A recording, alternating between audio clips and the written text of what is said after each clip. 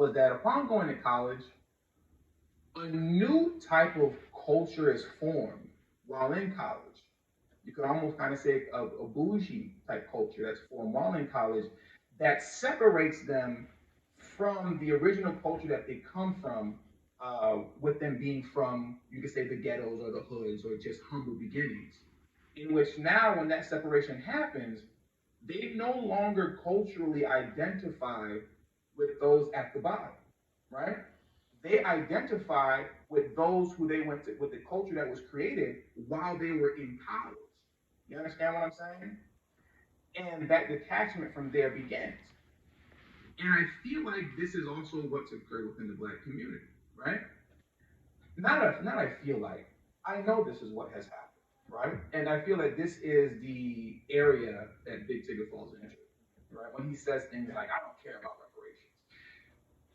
You see this in the black community where those who went to college, right, and they join fraternities and become AKAs or Alpha Pi Psi, whatever all that stuff is called, there seems to have been also this cultural detachment from the common everyday black man and woman, in which they now, for the most part, identify with one another as being their own separate group. You get what I'm saying? And that stood out to me like, I don't know what the metaphor that I put on it, but it stuck out to me a lot when I think about this conversation that I had with a good friend of mine who is like a brother to me, right? He's 100% like a brother to me. We've been friends for 21, 22 years now. We met when we were 15. We're both 37 now. He'll be 38 in December. I didn't go to college, but my good friend did, right? And he did the whole spiel. He went to college, got the good job, right? He's making, good money, he's up there. I guess you could probably say upper middle class, maybe. You know what I mean? He currently lives in a neighborhood that's not easy to get into, financially speaking, especially now given the current state of the economy. And also, what's interesting is that within his neighborhood, it's half and half for the most part, like 50% white, 50% black. And within that neighborhood, there are some black businesses as well. My friend is a black man who's married to a black woman with 4 beautiful black daughters, right? And I'm just setting the kind of scenery for what I'm talking about here. In the conversation that me and him had about a year and a half ago, it was very eye-opening because in that conversation, he seemed very detached from the day-to-day common black American man and woman.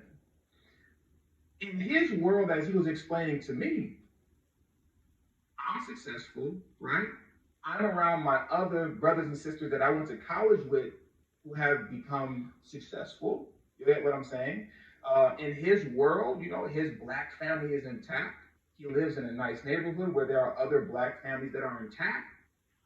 And at this point, he is now living in this bubble that he's completely unintentionally has isolated himself from the rest of the black world. To where when we were talking and having this conversation, in his mind, black folks are doing good, we're doing great, we're progressing, and everything is okay. Everything is fine, for the most part. I shouldn't say everything is fine, but things are getting better. And what I was explaining to him is like, no, bro, like that's not what's going on over here on the ground level. Things aren't getting better. Everything's actually going backwards, right? Everything's actually moving in reverse. And I don't need to belabor the point too much because you get where the conversation with me and my friend were going. But it was very interesting to see someone like himself, who is from the projects. He's from Chicago, originally from the projects. This is even a brother who went to the Nation of Islam elementary school in Chicago. I don't remember how long he went there, but he went there for, I don't know, maybe till he was about maybe 2nd or 3rd grade. So he wasn't there too long. So I say that to say he's not some brother that's just, he don't know what's going on out here. Is my point. He's just lost and don't know nothing about nothing when it comes to his people. He's not that, but still, some way, but still for some reason, found himself in a situation in which he was isolated in his own little bubble of black progress, to where he kind of more or less really didn't have any clue what was actually going on with the black world, right? So I say all that, a big long story, to say that I think that that's kind of a situation with Big Tigger. You know, in this particular situation concerning him, I don't know if he went to college or not, but you can enter that bubble the moment you become part of the, elite class of black society, And now my friend who I was speaking of, he's not part of the elite class of black society. He's just a common, man, just like you and me, but he's in a different tax bracket. When you're talking about Big Tigger, you're talking about somebody who's rich, who's a legend. He is somebody who was in that 1% of the black elite that you see on TV and is a mainstream person, right? So even without college, if you enter into that kind of stratosphere, that bubble, you're then now completely separated and without conscious of what's going on within the black community. Another thing as well that I want to say, I'm glad that I remember this point before I move on. One of the things that you'll notice with our brothers and sisters that are going to college, right, and become AKAs and join these fraternities and all that kind of stuff, when that cultural detachment happens, one thing that I've always noticed is that they tend to use being from where we're from and being from the hood as a guard, as a shield. Have you ever noticed that? Whenever you make an attempt to criticize them for whatever the reason be, right? They'll sit and tell you, I'm from the hood too. I'm from the same place you came from. I'm from the hood too. And it's like putting up a guard, like putting up a shield to say, culturally, I come from the same place that you come from, so don't judge me. Don't say nothing about me. You get what I'm saying? They don't mean it from the standpoint of, camaraderie and that we're still all in this together. It's kind of used, like I said, as a shield and a guard to block you from criticizing them in any way, shape, form, or fashion. But now, with that, let's get into what Big Tigger actually was talking about and what he said. I want to go through some of Big Tigger's tweets, right? So let's go down that road and go through some of his tweets. Let me give you just a second while I pull this stuff up. And we're just going to take a moment to go through some of his tweets so we see how all this came about. Because like I said, he's living in his own bubble, in his own black world of success, of quote, black excellence, where they've all already died and gone to heaven. So when you start talking about reparations, that doesn't even compute to them. They don't know what you're talking about, right? It doesn't compute at all, So here's how this all started.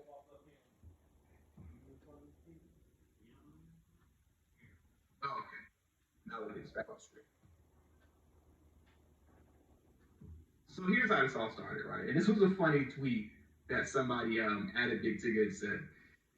Big Tigger said, end of the day, y'all do what you think is best for you and your household and community. And Poppy, shout out to Poppy, said, Ninja, speak on reparations or shut up. And from that point on, that's when the madness began. Because Big Tigger then responds to Poppy and tells him, y'all still calling people N-words and attacking for a different opinion. Y'all real progressive and for the advancement of black people, right? So then the ghost of Malcolm responds to Big Tigger and says, you dancing around the subject. If it's reparations or no vote, y'all think we trolls, but it's going to be real come November. Big Tigger then responds, no dancing. I said, do you, good luck. The ghost of Malcolm responds, so you want to be black when convenient and separate when it's about reparations. This is exactly what's wrong. You in the media speaking for black men, all while being against the group. That's treacherous, sir. And then Big Tigger goes on to respond, and this is the landmine that he detonated. You sound crazy. I don't care about reparations. If I got any, and I would be entitled, as my father was born in America, I'd probably donate mine to a worthy cause. But that's me. Y'all do you. No need to respond anymore.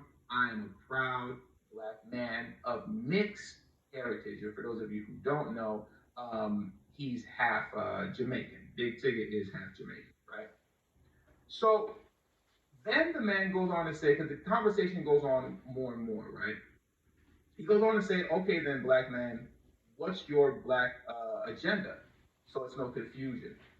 And then from that point on, oh, no, I'm jumping the gun. Let's get over to this part right here. And in a separate conversation, Big Ticket goes on to say, for all you woke people here, oh, this is the part that's important. This is something that I found interesting that Big Ticket said, right? And it goes to show how detached that he is from the black community, because he goes on and says something completely ridiculous. For all you woke people here, here are the options. Pick a side or say nothing, and have no say at all. If you choose the latter, don't be mad later. Matter of fact, if you choose not to participate or vote, might as well move to another country that you believe has better politics.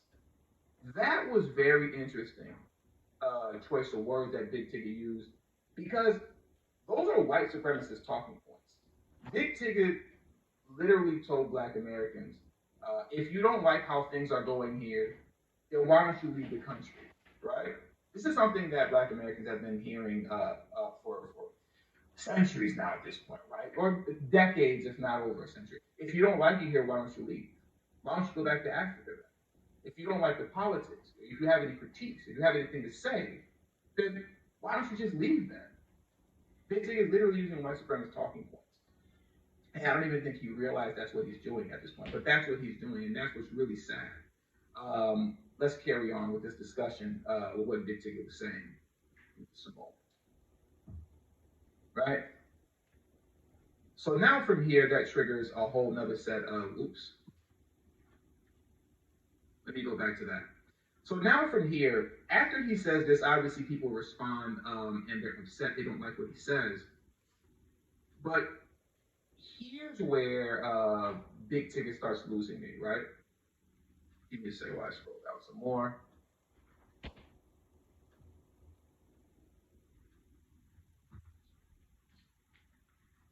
It appears that when I refreshed the page, the comment that I was looking for disappeared. But ultimately what happened is that upon that statement, Big Ticket then started getting obviously a lot of backlash. And what he starts doing from that point on is stressing the fact that he's not a Democrat. And I don't care who you vote for as long as you vote. And that was the point that he kept trying to make throughout his Twitter conversations with people. Just go vote. Just go vote. I don't care who you vote for.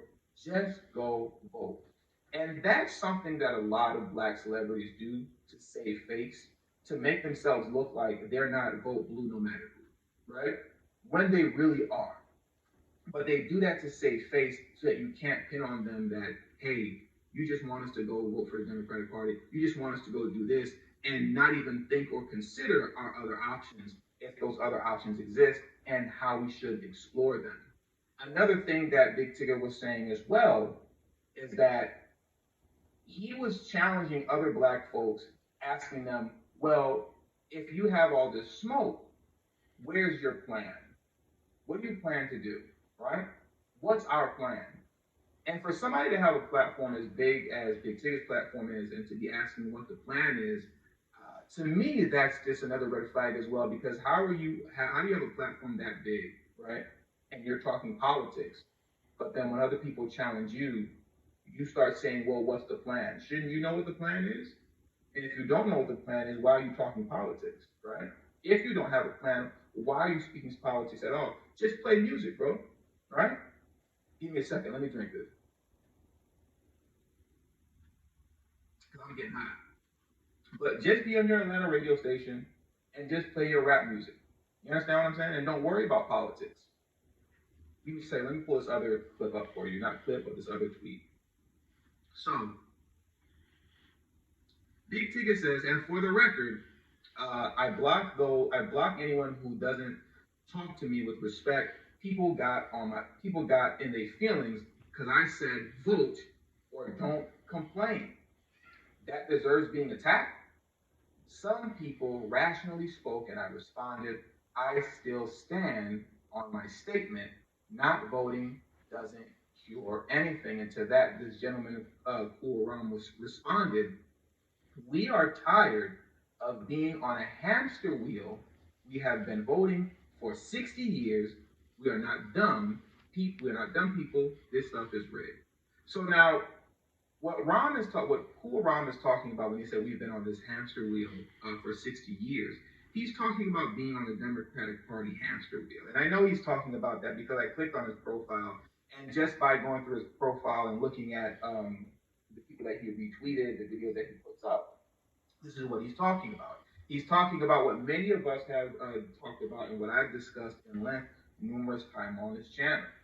Black Americans have been voting blue no matter who, to the tune of about 85 to 90%, literally for 58 years now.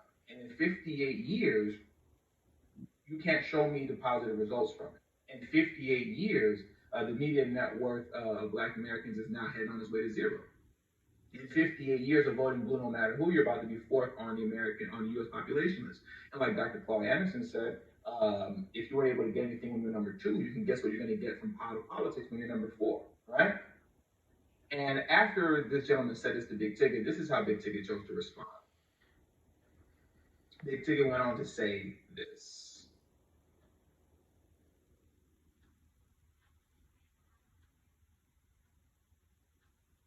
Again, you said it, 60 years, still no plan? Black people less unified than generations before us. Non-existent levels of trust in our own community. I'm here for us to do better and get what's long overdue. What's the plan? Now, once again, like I was saying before, he's going back to this whole thing about asking other Black Americans, what's the plan? How is it that you have a platform as big as you do, but you have no political sense at all whatsoever to where you have a plan, right? What's your plan, Big Ticket? And I don't expect him to have a plan, but I do expect him to be able to repeat the plan of somebody else, right? The plan of another political figure was competent that he aligns himself with. But that's the thing.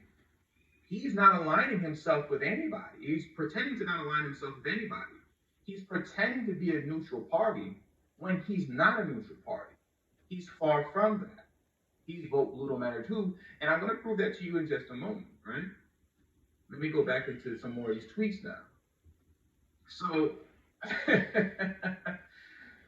the Ghost of Malcolm responds, the plan is cash reparations for foundational Black Americans, and then white supremacy notification stated that this goofy Big Ticket must be a paid influencer or is going to receive some quid pro quo. He just showed up out of nowhere. The agenda is, number 1, cash reparations. Number 2, anti-Black hate crime bill.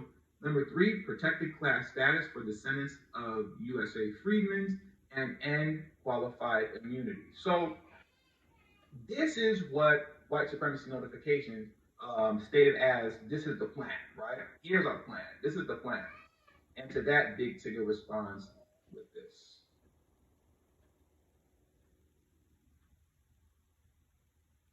Big Ticket says, again, the need to attack people before you educate.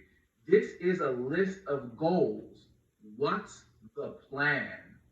If voting doesn't help, in your opinion, how do we reach these goals that every Black person would like to see happen? Angry tweets and name calling does nothing. So he keeps trying to circle back to this, what's the plan, what's the plan, what's the plan? And as I see Slauson Girl stated, the goal is the plan. The goal that he laid out is the Black agenda. Now it's just a matter of executing that Black agenda. And how do you execute that Black agenda? You go about it in the way that Ice Cube did. You put your black agenda together, and then you shop it around, right? You go back and forth between the Democrats and Republicans to see who bites. And at that point on, whoever's willing to implement your agenda and put it into their plan of action once they get into office, that's who you choose to vote for. You see, that's the plan. You see how simple that was? That was very basic. That was very easy.